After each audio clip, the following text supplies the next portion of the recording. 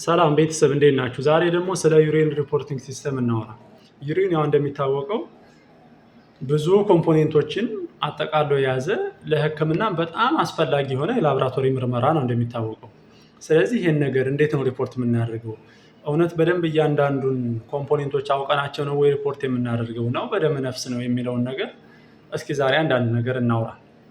ማለት ያው ዩሬን እንደሚታወቀው በጣም አስፈላጊ የሚባል ቴስት ነው። በተለይ ለኦርጋኖች በጣም ቆንጆና አሪፍ የሚባል ቴስት ነው። ስለዚህ ይህን ቴስት እንዴት አድርገን ነው ሪፖርት የምናደርገው? ምን ነገሮች ናቸው ሪፖርት የሚደረጉት?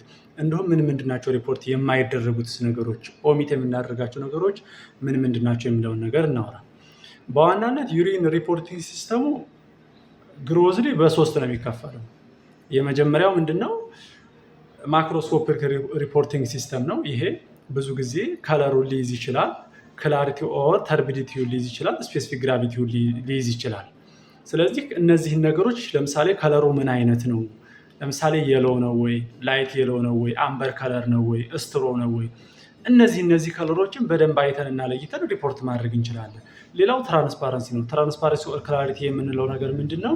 ልክ ዩሪኑ ከዛ በኩል ወረቀት አስቀምጠን የሚታይ መሆን አለበት፣ ወይም በደንብ ላይትን ከዛ በኩል የሚያሳይ መሆን አለበት ማለት ነው። ማለት ኖርማል ዩሪን ለማለት። ከዛ ውጭ ያሉት ለምሳሌ ፓቶሎጂካል እንትን ያለባቸው ዩሪኖች የተለያየ አይነት ክላሪቲ ኖራቸው ይገባል።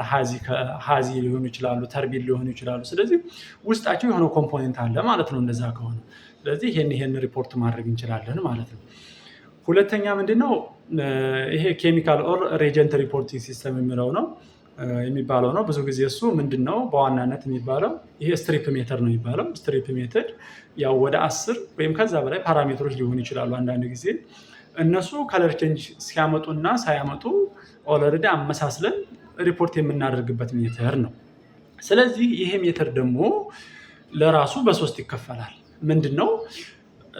የመጀመሪያው ኳሊታቲቭ ነው። ኳሊታቲቭ ሲባል ምንድነው? ኔጌቲቭ ኦር ፖዚቲቭ ብለን ሪፖርት የምናደርገው ነው በቀላሉ ማለት ነው። ስለዚህ ከነዚህ መካከል ማነው? ናይትራይት ነው። ናይትራይትን አይዘር ኔጌቲቭ ኦር ፖዚቲቭ ብለን ነው እንጂ ሪፖርት የምናደርገው በቁጥር ወይም በግሬዲንግ ሲስተም የምናስቀምጠው ነገር አይደለም ማለት ነው። ሁለተኛው ደግሞ ሰሚ ኳንቲታቲቭ ነው። ሰሚ ኳንቲታቲቭ ስንል ምንድነው? ኳሊታቲቭም የተወሰነ ግሬዲንግ ሲስተም አለው፣ ኳንቲቲም የተወሰነ ቁጥር አለው። ለምሳሌ +1 +3 ብለን ሪፖርት የምናደርጋቸው የዩሪን ኮምፖኔንቶች ናቸው ማለት ነው።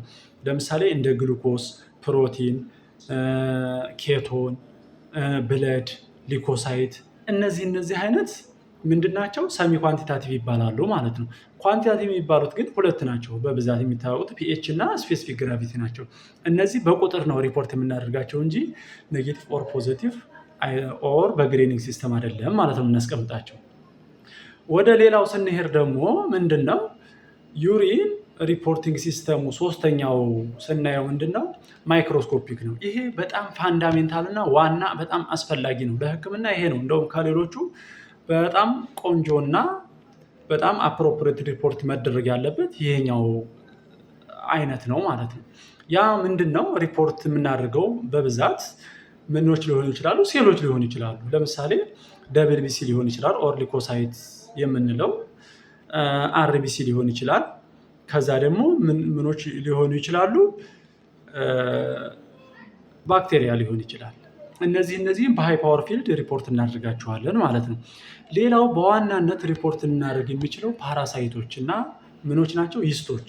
በተለይ ፓራሳይቶች ትሪኮሞናስ ቫጂናሊስ እና ሺስቶሶማ ሄማቶቢየም በጣም ዋናና በደንብ ታይተው ሪፖርት መደረግ ያለባቸው ፓራሳይቶች ናቸው። እነዚህ ዩሪን ላይ የሚገኙ ፓራሳይቶች በጣም አንገብጋቢ የሆኑ ፓራሳይቶች ናቸው ማለት ነው።